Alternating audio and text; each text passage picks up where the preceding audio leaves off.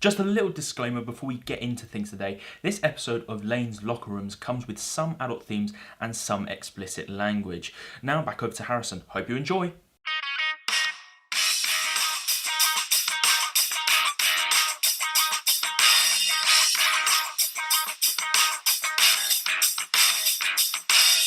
All right, guys, welcome back to Lane's Locker Room. This is episode 15. This week, we're just going to be talking about the championship, the season so far. Obviously, we had the playoff final yesterday, and this week I'm joined by Mattie. He's a friend of mine who's a massive Bournemouth fan. If you're watching this video, Mattie does usually wear everything Bournemouth, but he's decided that he will be slightly neutral today. But we're going to be talking about Bournemouth a lot throughout this podcast. Just found I've got a Bournemouth coat. There we go. I think we'll just jump straight into it. Playoff final yesterday. Yeah. I'm sure you caught at least part of the game. Yeah, I caught the last 5 minutes first half and then the entire second half. Right. Were you expecting Forest to be the team to go up in the playoffs? Yeah, I think so. I think just you look at their form. They're kind of the informed team coming into the. Admittedly, they lost against Bournemouth, but that was just one little blip. But yeah, Huddersfield, the way they're going to set up, it probably allowed Forest to play how they wanted to play. I think Steve Cooper probably played a bit of a masterclass in not putting Surridge there, because I think they set up thinking Surridge was going to play. Then they put whatever his name is, Davis in. And it just kind of changed it. And then Sarr looked really uncomfortable being in the middle. That's what I thought. I caught near enough the whole game. I think we somehow lost internet partway through the game because I was watching it on Now TV. Yeah. But I thought that he looked really uncomfortable against Davis. Davis was really using his size well. But one thing I don't think he did do very well was he didn't hold the ball up as well as he has done this season. No, it is almost, that was probably one of his worst games. And I think they almost looked better when Surridge came on, just because he was holding the ball up, or he was at least that presence. But no, it didn't work defensively because Huddersfield made the change at the back, like the 50th minute or something. Yeah. So and there was 2 Stonewall penalties, I think. One definitely, and then one's obviously the debatable. Was it a dive? Was it not? No, I think that's. I don't understand. You're a championship fan. Obviously, you're now going to be a Premier League fan. Yeah. I don't understand the point of putting VAR in the final, but not in the other 40 odd games the whole season. No, that's exactly what I was saying. It was you've played 48 games, no VAR, and then the one game you're changing almost how the game's going to be played because the ref doesn't have to make all the decisions. If there was no VAR and John Moss made that decision, gave the yellow, you'd feel hard done by. You'd probably go, that probably was a penalty. And you'd almost go, VAR would give it. Yeah. And now VAR was there and it didn't give it. Well, what's the point? I really didn't get it. I can't remember which team it was, but one of them, the commentator said they had like briefings with VAR officials during the week to understand how it would work. I'd assume it'd be Forest because Did Huddersfield have a season in the Premier League with VAR? Was it the season after they left? I think it might have been the season after they left. Maybe both teams had meetings with VAR, but it's not going to prepare you any differently. You just got to play football still. And I mean, being a ref myself, the first penalty decision was debatable, but it did, from when you watch it back, it does look like he pulls his leg out of the challenge, as in the attacker does. Which makes it look like if he'd left his leg there, it was a penalty. He pulls his own leg away, which I don't understand why he did that. He knew contact was coming and then decided, oh, no, I'm just going to move away from the contact and still jump on the floor. Yeah, no, I think it was when he was going down, he flicked his legs up. Yeah. If he didn't do that, I think it definitely wouldn't be a yellow. No. But VAR, see, they couldn't overrule John Moss because it wasn't clear and obvious because he's right there. I mean, the second one though, the second penalty decision, they didn't even look at it. I mean, that was as much of a penalty as there ever has been. He is just rugby tackled him from behind.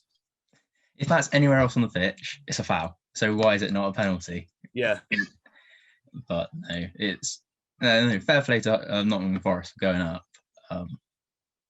But yeah, I think they rode their luck a little bit in the sense that VAR didn't. Well, there's that. Was it Jack Colback? Colback did the cross. He knew he got away with it, like after one of them.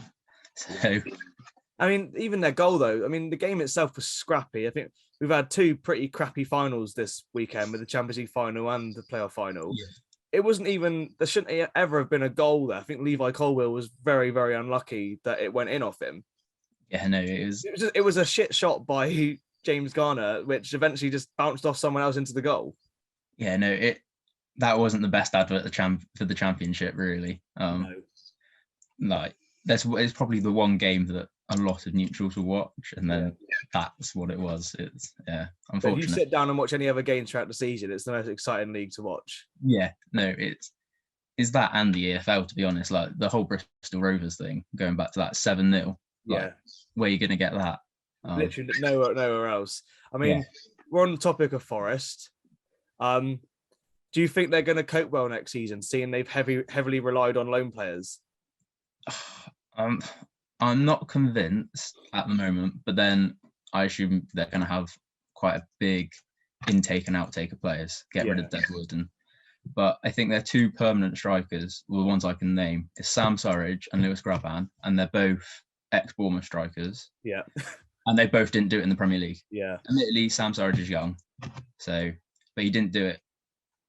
Didn't get many opportunities, but he still didn't look good when he came on. He definitely fits Steve Cooper as a manager. That they obviously work very well. But no, I think their strike force, they're going to have to get someone in. They have to. Steve Cook, love him, absolute legend. But in our final season in the Prem, he was starting to get caught out with pace. So I do worry that they might get caught out a little bit. He doesn't have the legs anymore, and he's got Worrell next to him, who's a decent young player, but he can't cover Cook all season. And I think the big player that Forest are going to lose is Garner. Because it's looking very likely that Ten Hag's going to use him next season in the United midfield. Yeah, no, he's had an incredible season, Garner. And I think he can go pre-season, go back to United, and I think Ten Hag will quite like his style of play. And I think Garner will probably be in and around the first team, unless Forest has put up a really good deal to try and get him back on loan. Again, sorry, another player as well is Jed Spence, which you think about it, he's just got into team of the season and he's from another championship team. It's not like they've loaned him from the Prem. I don't know if you saw his tweet yesterday. Yeah, about Neil Warnock. Yeah. But to be fair though, if it wasn't for Neil Warnock, he wouldn't have been where he was yesterday. No, exactly. It's that thing, isn't it? Is yes, he didn't rate him, but actually him not rating you made you a Premier League player. Team. Yeah. I think there might be hard push to get him back. I think there'll be a lot of teams now looking at him. That's what I thought. I mean, even Man United's name has been chucked about as potentially bringing him in. But I'd see a reputable Premier League side like a Crystal Palace or something going in for him. That's the position they might want to improve on, and I think he'd be fantastic in the Prem. I know he's still young, so he can be scrutinised a bit, and people can say, "Oh, you're not doing so well," but he's still young, so he's still got a long way to go. Yeah, I think Palace would probably be like one of the better teams to go to because they seem to just pluck players out of the Championship and turn them into like a really good team. So you got Eze, Elise, all of them. Yeah. I think Palace is probably the place. I was going to say Newcastle, but then I think the expectation now is probably higher than. It's now gone up a level where it used to be. Oh, I'd take him. They could do a job. Definitely. We spoke about Forest. We'll skip Bournemouth for now, and we'll just go straight to the champions, and we'll go to Fulham. Deserved champions? Yeah. It's hard to look past it, to be honest. There was a time where it was like, who is going to be the champions? But actually, I think the way they were just playing, it was attacking football. Free flowing at times. The scoring, I think they scored 7 goals 3 different times. And like 5+ multiple times. I think they, attacking wise, they definitely deserved it. They were the entertainers of the league, really. I think they were obviously spearheaded by a certain player. I know not a lot of rival teams do like him, but we've got to talk about Mitrovic, I think. Yeah. Unbelievable season. Unbelievable. It's funny because you look at his first goal he scored. Is the goalkeeper's trying to clear it, and then he kind of rebounds off him and it goes in. Yeah. And it's just like that just started. At one point, I was genuinely expecting him to go like a goal a game. Yeah. There was only a few teams he didn't actually score against. Bournemouth not being one of them. That was something. At this point, I think the title was, I think they're like 3 points clear, and we had a game, so we could have. And then all I was worried about was let's not let Mitrovic like score against us, because I would have taken a draw. But I just didn't want Mitrovic, but yeah, he scored. Well, he's obviously broken the record for the most amount of goals scored in Championship season, and did he match or break the EFL record in general? I think he broke it. I think the record was 42. Guy Whittingham held the record beforehand. I mean, at one point, I thought he was going to get 50 goals. I honestly thought he was going to do it. But I stand by what I've said before. Is he gonna? I think he's going to fail in the Prem again. Yeah, no, I think they're going to struggle to score goals for them next season. Not because they've got creative players, but then Mitrovic, he always just seems to just not do it in the Prem. Yeah. But as he probably, everyone was saying that about Pukki this year, and I think he still scored double figures this season. He's still got at least 10 goals again, yeah. So I think it'll be something like that for Mitrovic, but I think he'll get bullied more.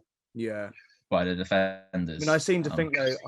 I think again that Fulham are going to potentially screw themselves again with another crappy transfer window. They've done the other 2 times they've come up. They've gone and spent loads of money, and they've just let something like 15 players go. I know Jean-Michael Seri's one of them. I think Hector's gone, Mawson's gone, and obviously they've lost Carvalho to Liverpool, which I think will be a big loss to them for next season. That's 2 of their top youngsters that have now gone to Liverpool in the last 5 years, with Harvey Elliott being the other. Yeah. I mean, Liverpool could loan him back, but I can't imagine they're going to. No, I think the transfer window for Forest and for Fulham are probably going to be very crucial. Especially, they just kind of got rid of a load of players, and I was probably surprised about Seri more, because he had a good season. But didn't they do this before? Didn't they, when they went up last time, did they not loan him out or sell him or something, and then they got him back again? Yeah, I think they loaned him out to the French league, I think. Yeah, I think it was the French league. Could have been Italian, but yeah, no. I think Marco Silva's obviously got a plan there. Yeah. Whether he'll do it, because he's not the most, looking at his Premier League record, it's not amazing. It's not the most amazing. Then same could be said about Scott Parker. Yeah, I mean, definitely. I mean, the only thing with Fulham is their team is full of a lot of failed Premier League players. You potentially could say the same about Bournemouth, but I think Bournemouth's squad looks stronger on paper than Fulham's does, but Fulham's just seemed to tick that one bit extra this season. Yeah, they definitely. I think Fulham don't play with the handbrake on, so Harry Wilson, Bournemouth fans don't really like him. He got a horrendous reception apparently when he came to Dean Court, but he is a luxury player for what he was for Bournemouth. But he works in that system. He can be creative. He can drift. He can play the balls into Mitrovic, and it works. But then, can you afford that in the Prem when you might get overrun in midfield? The defenders might come out, especially for the top teams, the ball playing, like Man City. Yeah, well, I think Fulham are going to get, by some of the bigger teams, Fulham might get trounced next season. I think they will get caught out if they're going to try the whole counter-attacking, fast-paced and that. If they do that against the likes of Liverpool and City, then they're going to lose 6 or 7-0. Yeah. It'd be interesting to see them almost get on the receiving end of some of the hammerings they've dished out, to be honest. Yeah, it'd be interesting on how they cope with it. Relegation teams that are going down from the Championship. Obviously, Barnsley, Peterborough and Derby. Obviously, it's unfair that Derby have gone down. I know a lot of people that support teams in the Championship aren't that fussed about Derby going down because obviously they theoretically cheated with the money and everything. What do you think about the whole minus 21 points and going down? The situation is like for any fan, I think, even if you're a rival, you don't want to see it because it could be you. Yeah. But they had to take their punishment. I think the EFL maybe could have done some more kind of preventative things prior to it all. But I think Rooney has done a fantastic job to not let it almost create a siege mentality, not let him affect them. And yeah, if you took the 21 points, like if you add the 21 points on, they're mid-table team. Yeah. Like it is simple as that.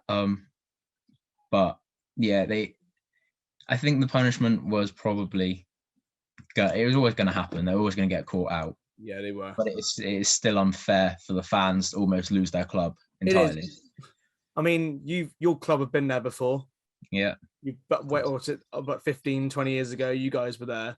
And getting close to losing your club's obviously a scary thing. Ray mentioned about Rooney. Obviously, being a United fan, I loved Rooney my whole life. But I really wanted him to do well. And I think even though he's been relegated, I still think he did fantastic with what he was given. He had, I think, his three main centre-backs were combined over 100 years old. Yeah. Jagielka, Davis and Stearman at one point in the season. And he's done well. I don't know what Derby are going to do next season because obviously they don't have the money to buy people. It's going to be a young team. They're not going to get out of League One for a while, I don't think. No, I think if they can just stay in League One, to be honest, that's probably a win. They just don't want to do what happened to Sunderland and just keep dropping down. Yeah, I think that'll probably be more disastrous if anything. Yeah, no, I think Rooney's done a really good job. And almost because I think there's a player who left, I can't remember his name. I think he's gone to Udinese or something. And basically Rooney's just gone, well, if you don't want to be here, I don't want you. Yeah. So that's almost the way to look at it. I think the youth players have come in, stepped up and done a job. They have, yeah. I mean, everything's led by Tom Lawrence as well. So yeah, and he's on a free. Yeah, he could be available on a free. I think Bournemouth were looking at him. Good player, really good player. At one point. But yeah, when I went to Derby to watch Bournemouth, we lost 3-2. And yeah, no, they just had a belief about them. Like Tom Lawrence dictated the game 100%. But it kind of stemmed, like the players didn't want to give up. And then the fans then responded to that. And then because of the fans' response, the players then responded. There's a real siege mentality about it. It's quite impressive, and the Derby fans, by far the best fans I've seen this season. I think they have a really good voice in their stadium. I mean, it's a Premier League stadium, isn't it? So they will fill it out. I think they're quite hard done by. But again, if you don't stick to the rules, then you have to be punished. And the other two teams going down with them, Peterborough and Barnsley. Peterborough, I mean, they're not very good, but Barnsley, I think, was a shock to everybody how bad they did this season. Yeah, no, definitely. Again, after getting playoffs under Ishmael, they look like, okay, they probably weren't going to get playoffs again, but you weren't expecting them to be relegated. Maybe mid-table. I watched them both times, home and away. At home, we completely and utterly dominated them. They looked poor. They really did look poor. They're just not, the passing wasn't crisp or anything. So it almost looked there was no direction, which is completely opposite to last season. And then away at Barnsley, they played a lot better. That's when Bournemouth were kind of stuttering along. But they looked a better team. It felt like if they kept it going, obviously we won, but if they kept it going against the teams around them, they could have maybe survived. But I just think with the manager leaving, I think Mowat left for West Brom as well. He was the driving force in that team. Yeah. They kind of lost their manager. They lost a key midfielder.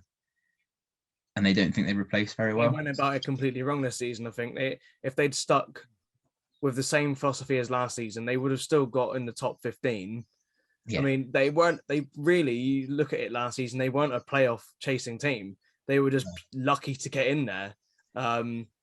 But yeah, they might also be confounded to League One for a few seasons. There's some good teams in League One now. Really, teams coming up, and also the teams that are still stuck in there. It's going to be an exciting league, especially for Southwest football fans, because we've got plenty of teams in there now. So that'll be quite interesting to watch.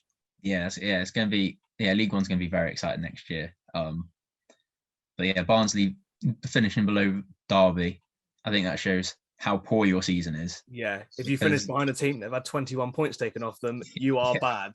You had a 21-point head start, and yet you still, But no, I think Barnsley, they feel hard done by, but at the end of the day, if you finish 4 points behind the team, and they have won 6 games all season. It's bad. It's really poor. Out of 46 games, and 46 games. They only won 6 of them. It is pretty shocking. Yeah. Obviously now onto your favorite part of the podcast. Talk about the other team going up and promoted. Bournemouth. I think straight off the back, what's your highlight of the season? Well, Kiefer Moore scoring against Forest. Obviously, that's confirmed it. Maybe Reading away when we broke the record of most unbeaten run at the start of the season. 15 games. I was there. That was a crazy night. I think Dom Solanke 6-second goal. I think that was my highlight. It just worked perfectly off the training ground. Then when Real Madrid try and copy you, it's clearly something working. Definitely. I mean, I obviously don't watch as much Championship football as you have done this season. I obviously watched the Premier League a bit more, being a United fan. But I think Solanke is really grown into the player Bournemouth wanted him to be when he was in the Prem. Yeah, absolutely. I think when he joined from Liverpool, you could see like he was trying, he worked hard. You can never fault that about him at his time at Bournemouth. But he was as a striker, if you try too hard, you almost don't do the job you want to do. And he was there, he was almost trying too much. And then it was in the COVID season when we beat Leicester 4-1. He scored 2, and you could just see after the first goal, it's almost that relief. Something clicked in his head. And then obviously he got relegated, sold Wilson. King didn't want to play for us, mainly because we told him he couldn't go to United. In hindsight, bad decision, but but then look at King now. What's he really done since he's left you? Exactly. So I think again that speaks wonders of Eddie Howe to make him look like be our highest Premier League goal scorer. And Solanke's just after that goal, like last season, he started to flourish, and then this season's been I think his breakthrough season. I think people now, a lot of Premier League fans, they hear the name Solanke and think of his time at Chelsea and Liverpool and think bit of a donkey and all this, but actually, if you watch Bournemouth regularly or Championship, you kind of see he is so important to the Bournemouth team. It's not just on the ball though; he's really good off the ball. The runs he makes and that. His work rate is incredible. Against Boreham Wood when we lost in the FA Cup, I think he started on the bench, and he came on and was playing a number 10 role. So he had Jamal Lowe ahead of him, and he looked comfortable. Like he was pressing, passing. He's such a versatile player, and it's just Dom Solanke. If you take him out of our team, I think we would struggle. Yeah, well, I think that leads into my next question. Who's been your player of the season then for Bournemouth? So if you didn't have Dom's goals, I think obviously we wouldn't be anywhere near where we are. But Jordan Zamora, I think you've got to give him credit. I think he's got one of the time when he's played, I think we've got the highest points per game compared to when he hasn't played. But I think either Solanke, Zamora, or Travers. Travers, when we looked ropey, he kept us in it. When we looked good, he looked unstoppable. He stepped up, to be fair, because am I right in saying in your last season in the Prem, did he play a few games? So we had Rambo was the main won. So Yeah. Ramsdale. Then he got relegated and went to Sheffield United. Then we had Begovic, and then we had Travers. So I think it was the season before, Right. Okay. like the last full season without COVID. He came on against Spurs. Yes, I think I remember. I think I remember I was watching it in like a bar somewhere, and Yeah, everyone was like, "Who is he?" And I was like, "Just some young kiddie from Bournemouth." Like, I mean, and he's done well, to be fair, and he's kept you in a lot of games this season. he has. Yeah, no, and it's all credit to coaching staff really, because these are the same coaches. Maybe this season it's not, but the same coaches who like took him throughout kind of his start of his senior career. It was the same as Ramsdale, and look at what he's going on to achieve. Yeah. But yeah, this season he's really matured, and really kind of stepped. He looked a bit shaky at the start of the season, can't lie. But again, that could probably be said about all of the youngsters in our team, like Kilkenny, Anthony, and Zamora as well. Yeah. But it's almost like the season, he almost made like that one save. Okay, I can do this. Another save, and it just kind of built, and his confidence just shot up. And Because is he the starting keeper for his country now? no, and this really bugs me. It really bugs me. So he's from Republic of Ireland. Yeah. And they admittedly they've got incredible goalkeepers. But Kelleher from Liverpool is the number one. And like 100%, I can kind of understand the reasoning. He plays for Liverpool. Obviously, he did the Carabao Cup run. Yeah. All of that. But next season, I think Travers will be number one. Gonna have to be, because Kelleher doesn't play enough. Exactly. And now you can't even claim that it's Championship versus Premier League. Yeah. They're both in the same league. So, but no, I think he's been called up for the international fixtures. So hopefully he gets a game or two. Yeah, you'd like to think he would. Young player of the season. Who would you put that for your team? Bournemouth wise, probably again Zamora. Anthony definitely shout out because his breakthrough season has been incredible. Yeah. But Zamora was so important to the team. He again, first game of the season against West Brom. Obviously, it's quite a physical team. He looked like he was going to get bullied, and you're kind of a bit worried all season. But no, he's just gone from strength to strength, scoring goals, assisting. He's got that connection with Anthony as well, which is always nice. Yeah, with Anthony, do you think he'll be loaned out next season? No, I think if he's not going to start, he'll be in and around. He'll definitely be on the bench, I think. Yeah. Mainly because 5 subs. Oh God! You know what? You've just reminded me of that. Honestly, I totally forgot about that. Yeah, so I think we're going to need some players. And that's why you Championship teams are going to need to bolster your squads up for this season, isn't it? Because imagine you're coming up against the likes of Man City, who can have near enough 300 million coming off the bench against you. Yeah, it's ridiculous. But like you said earlier, that Bournemouth squad is probably one of the strongest, if not the strongest, of the Championship. So I'm not worried in that sense, because we have got a good, we've got Ben Pearson, who barely played this season. He's going to be fantastic next season, ex-United. Because teams will be coming on and he does the dirty work, like he'll sweep up the ball, that's going to fit in perfectly. But no, I think Anthony, unless we get someone Parker trusts, I think Anthony's probably going to be relatively safe. Because the thing is, Parker will have his links to other teams that he's obviously played for, like West Ham and Spurs, as potentially young players you could bring in from there. I mean, the thing is, there's not many, because like you said, with 5 subs, and I think you can then name 12. Yeah, something like that. You're going to be wanting to name youngsters on the bench just for the sake of naming them on the bench. There will be less people being loaned out. Yeah, no, and that's something, we're going to really have to work on. So I think probably Brady, for example, we had him, signed him on a free. Yeah. And I think we're now talking about extending his contract for at least another year. Well, he's got Premier League experience. Exactly. It's Premier League experience. His left foot is still magic. Put in a great ball for Kiefer Moore against Swansea.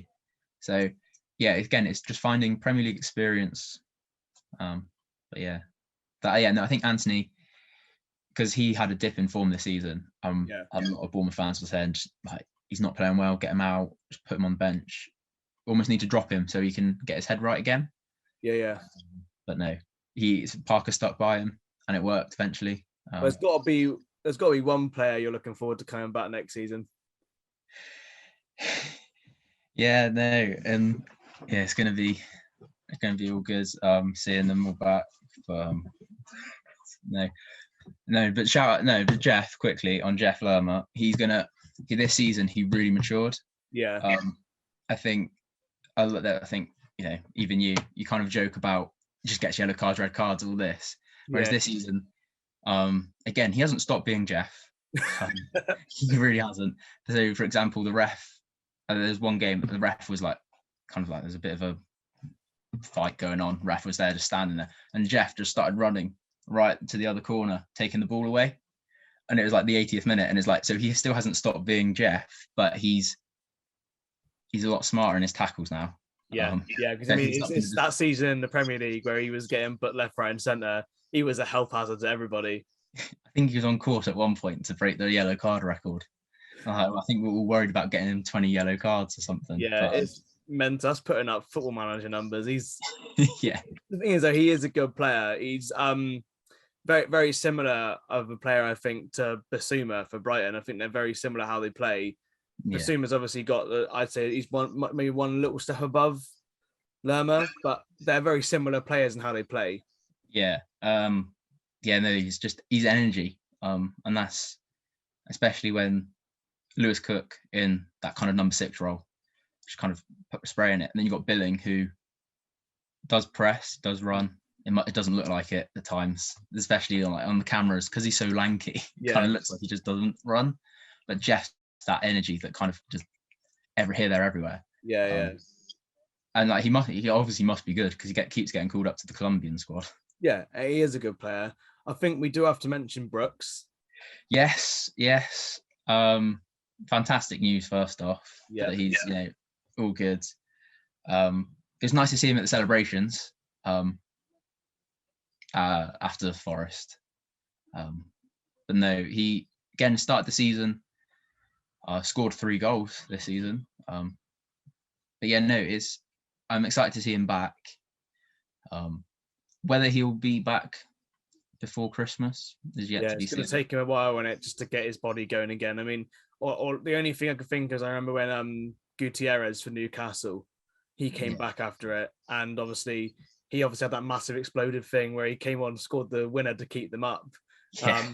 But I think Brooks will be very involved with your team next year, like 2023. I mean, when he first broke into your team in the Premier League, he was absolutely incredible. I mean, I love him. I love watching him play. I think he's fantastic. Probably one of my favourite Bournemouth players. Up there with, I'd really like Billing as well.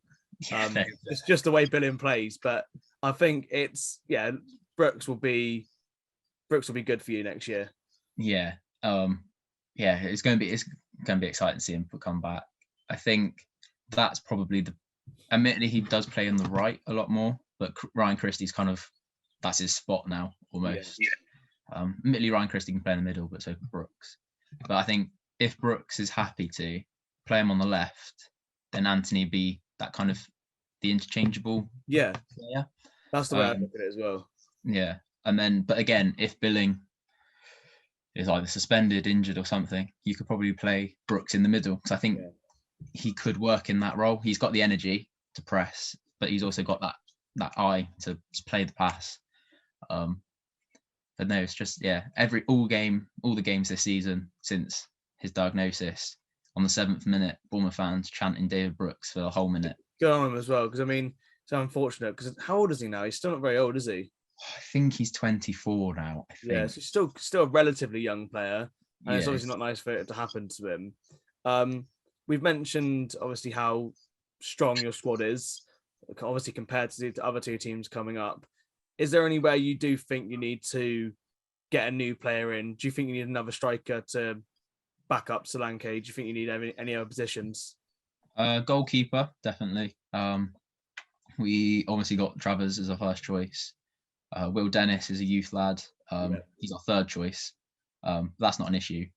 But the issue is we don't have a second choice keeper. Yeah. We did have Nyland at the start of the season. God, Never repeat that. Because Never repeat that. where did he end up going to? Did he go to League One? Reading. Yeah, no, he went to Reading, and he's the one who put the ball down, not realizing Harry Cornick was behind him. Yeah. So he wasn't great. You reckon you'll potentially go in then for like another Begovic, for example, or a Caballero, someone like that? I think there's rumours flying around that we were going to go back for Woodman because I think he was like 4th choice at Newcastle. Yeah, I don't understand that. I think he's good enough to be their first choice keeper. I've always said this, but so there's rumours that because I think his contract is expiring. Yeah. But there's also a rumour the last couple of days that Jack Butland. So I'm not overly convinced because like as Stoke days in the Prem, fine, but in the last few years he hasn't been. No, he's nowhere near as good as he used to be. Yeah, so there's a rumour about that. But then if he's only going to be second choice, no issue, because as long as Travis stays fit, which goalkeepers ultimately do, you should be all right. And you just shove Butland in goal for the cup matches. Exactly, and that's I know. And that's what it is, really. Still a good player, still a good keeper to have. I mean, like you said, he's got Premier League experience. Your transfers that you made this season, I'm going to have to bring one up. What went wrong with Ethan Laird? Honestly, not a clue on it. Like, I don't know. We're all a bit baffled by it because we're like, right, we've taken him off from Swansea. Yep. Paid more money to get him. Why aren't we barely playing him?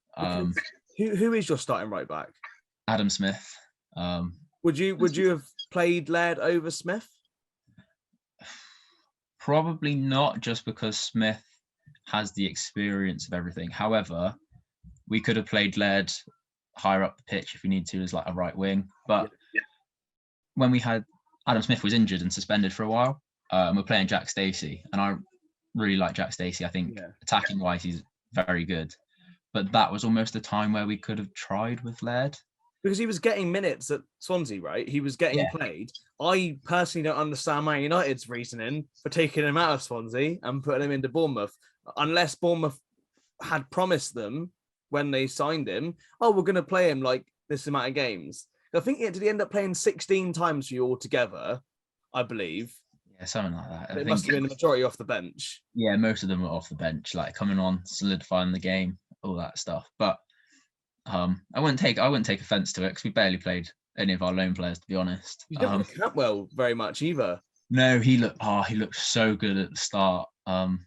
He's one of those players, flair, creativity. It was a time when Bournemouth were playing with the handbrake, and we're like, it'd be a breath of fresh air. Just didn't fit the system at all. It's a shame, such a good young player as well. Yeah, he played left wing one point, looked awful, because it just wasn't his position. Yeah. And then he didn't. So we play with kind of a number 6 and then 2 8s really that kind of go up and down. Yeah. And he doesn't fit the 8 role. No. He's more of a 10 sort of player at all. No, so that didn't work out for him, which is unfortunate because fresh air, like he really loved the place. Yeah. But then Leith Davis from Leeds signed him as a left back. Zamora was just too good. Yeah. Who else do you have that can potentially play there? Do you still have Lloyd Kelly? Lloyd Kelly could play there. I would say probably. He's now centre back. That's it. But he can play there. Left backs probably. Adam Smith can fill in there, but it's the wrong foot for him really. I think Davis was just so unlucky that Zamora had such a good season. Oh, absolutely. And like when Davis came on, okay, he at the start looked a bit ropey again, but I think that's just your new team settling in. But there's the assist against Swansea when we beat them 4-0. Great kind of whipped in ball, and then Solanke got on the end of it. And I thought, okay, this could be something. And to be fair, I don't think we lost many games under when Davis was playing because Zamora went to AFCON. Yeah. But yeah, it just wasn't the same. So that's unfortunate for him because I think you could see he tried, which was that's something you want. You could be the worst player in the world, but as long as you give everything, then. Definitely. I mean, all in all, everything you said about Bournemouth, I mean, I personally think they're going to do all right next season with the squad they've got. I think Parker's an excellent manager. Where do you think you're going to finish next season? Oh God, yeah, I think it depends on if Parker's learned from his time at Fulham. Yeah, I think that's going to be the important one because I think they scored 27 goals that season.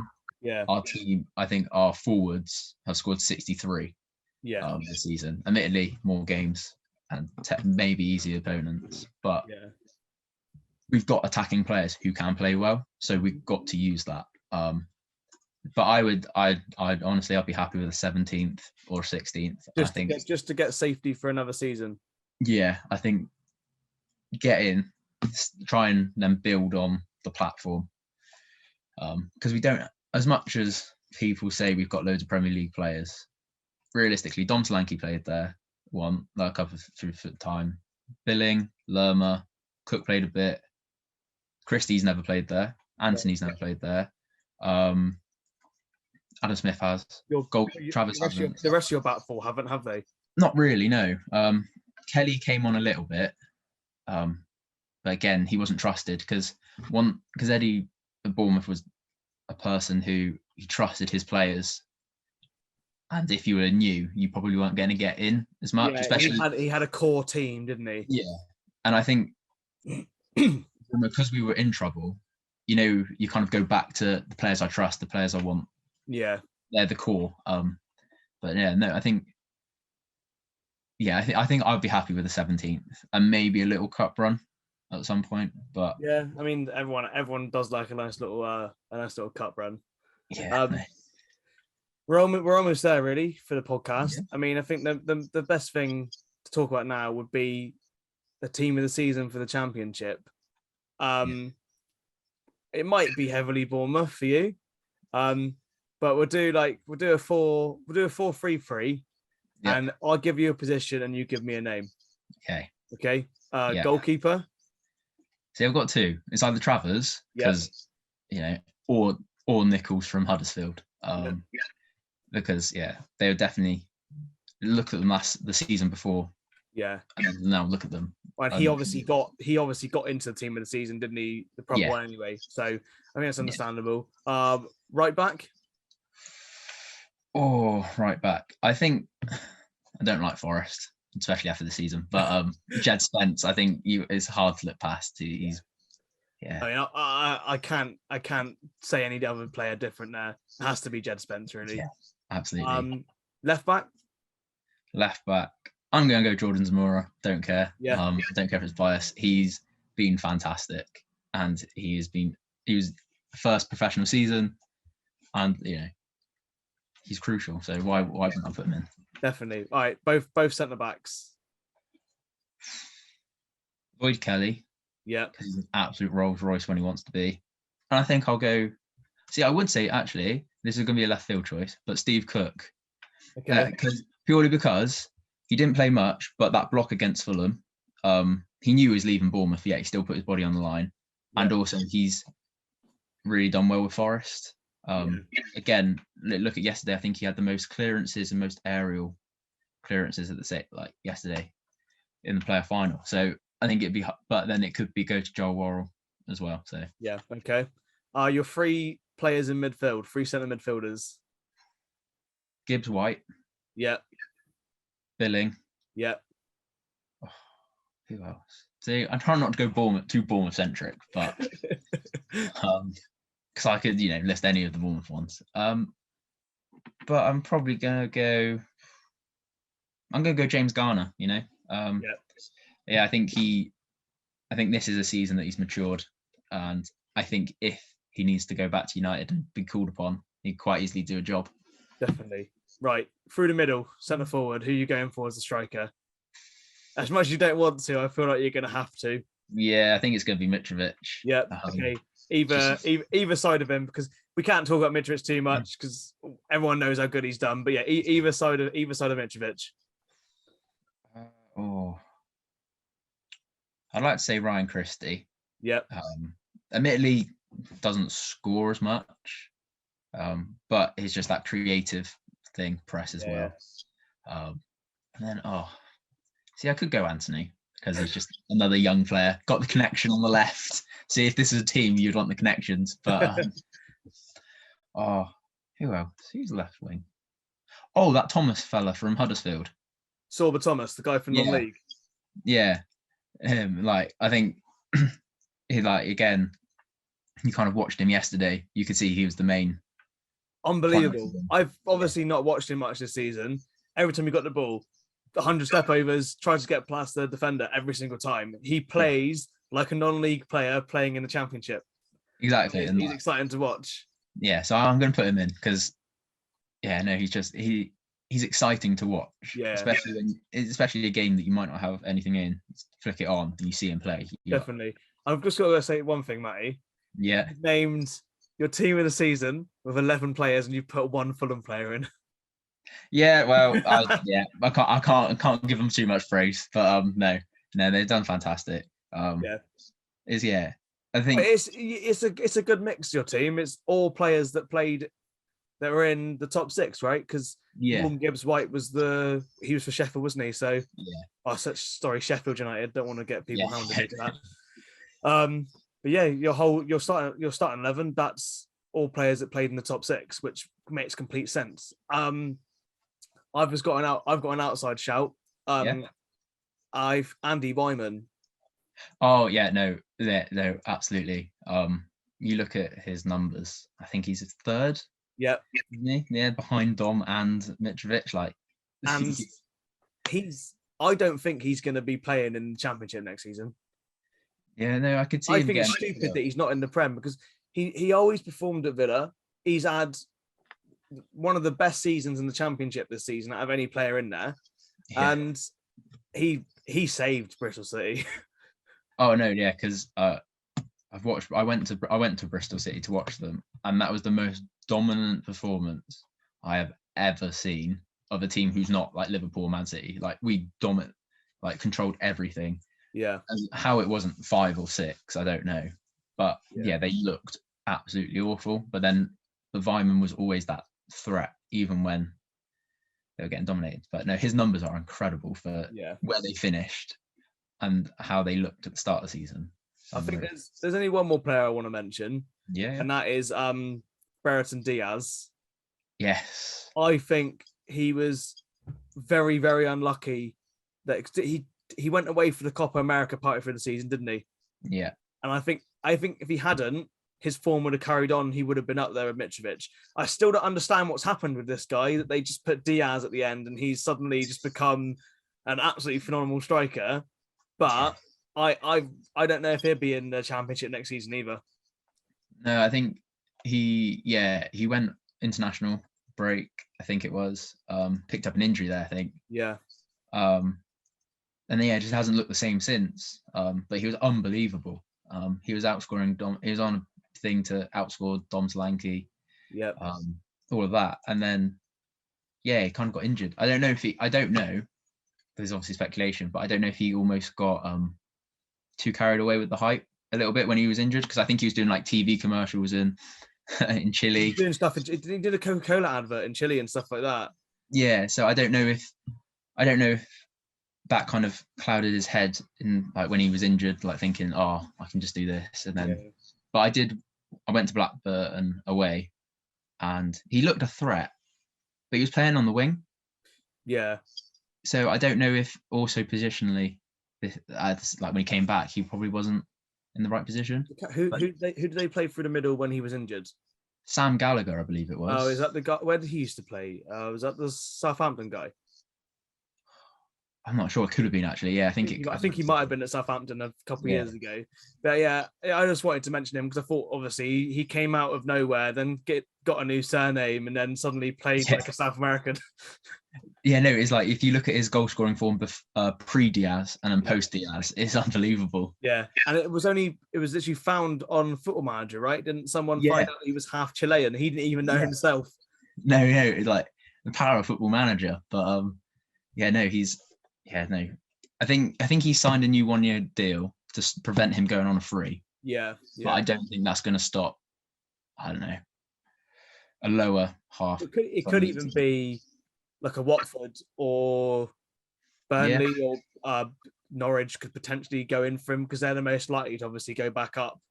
Yeah. But a Premier League team, he's a young striker, could pounce on him. I know, obviously, Southampton took Blackburn's top goal scorer from last season. They took Adam Armstrong. Yeah.